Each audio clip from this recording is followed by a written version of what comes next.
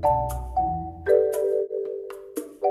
Legend of Zelda Breath of the Wild is an action-adventure game directed by Hadamura Fubayashi, and it was released on March 3rd, 2017, along with the Nintendo Switch launch. It's the 18th mainline entry in the long-running series.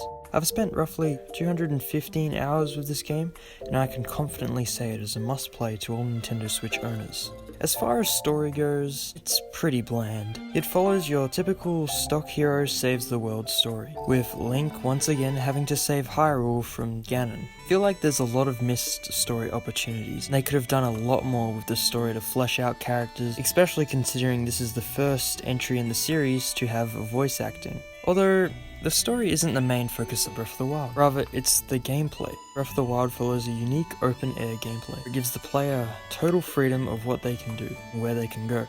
So from the very start you follow a pretty simple tutorial, and from that you are allowed to explore and do whatever you want. Which is why I think a lot of people like this game, because it doesn't pressure the player to do certain things and it just allows them to have fun, and it rewards curiosity. Let's say you see the top of a mountain and you want to explore there, and you decide, okay, I'll go see what's up there. You explore and go to the top, and maybe you'll find a treasure chest or a Korok seed. This is a continuous positive feedback loop as you get to the top of the mountain, and then you'll see something else you want to explore. And you've been rewarded for exploring, so then you'll want to explore again. And that's why I think a lot of people like this game, including myself. The only thing I truly dislike about The Legend of Zelda Breath of the Wild is its lack of traditional dungeons. Instead of having traditional dungeons like previous entries in the series, it has shrines and divine beasts. Shrines are simple puzzles or little gauntlets that challenge the player, whereas divine beasts are meant to replace the traditional dungeons. I don't necessarily